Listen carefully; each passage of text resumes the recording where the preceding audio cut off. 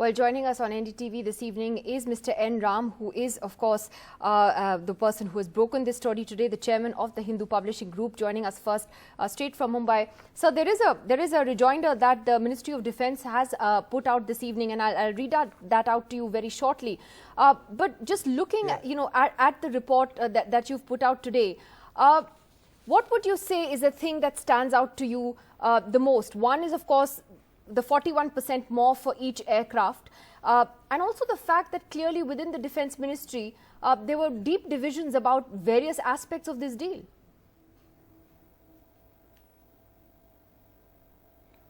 Yes, I think we focused strongly, on pricing, which the government has stubbornly refused to disclose the full information on pricing.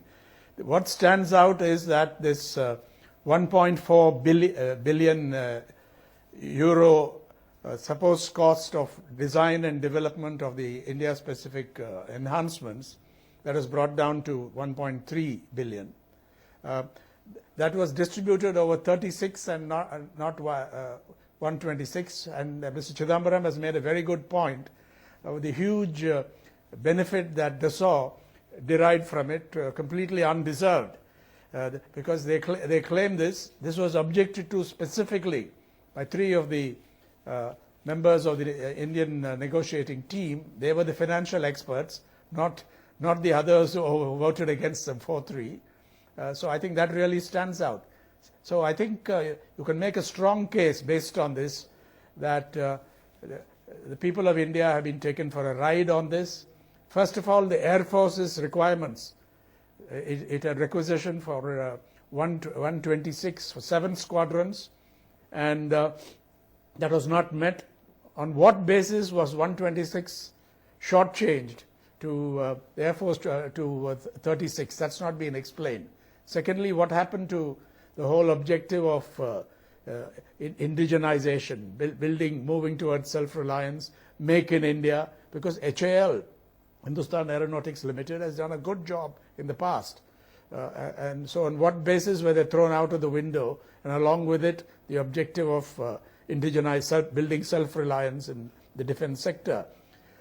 Then the other point, which I think has been missed, it has been mentioned, but the significance has not been brought out in the discussion, we thought should be highlighted, that when the Eurofighter Typhoon Consortium, as you know, it comprises leading aeronautics and defense companies from 4 countries, Germany, the United Kingdom, Italy, and Spain. They were represented by Airbus, and this consortium made a sort of overture in July 2014, writing to Arun Jaitley, the then defense minister. It outlined a new offer, which I think, very attractive, which I could even be called mouth-wateringly attractive or inviting. That's an important point, and because certainly what they offer is a 20% discount. Yeah. And yes, as you said, that is a very important point that needs to be discussed. Also, as your story brings out the fact that there were about 10 contentious issues on the Rafale jet itself, and on all these 10 issues, the Indian negotiating team actually clearly had differences of opinion. Every vote was taken 4-3.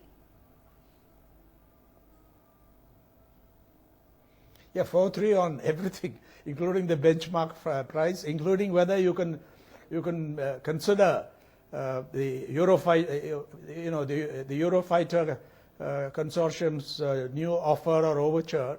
They took shelter behind the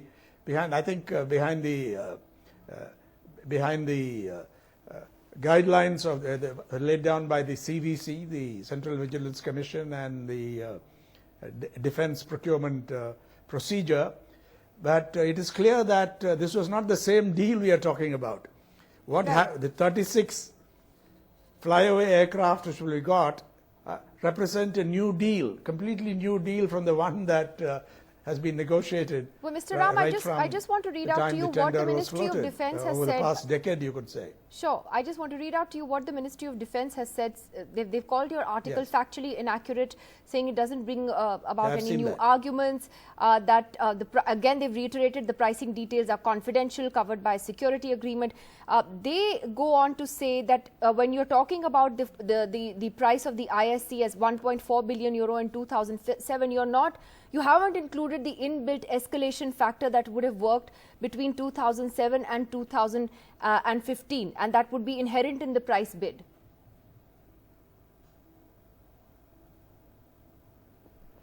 That has been mentioned separately. They are only objecting to our highlighting this 41.2 and not 14 point something.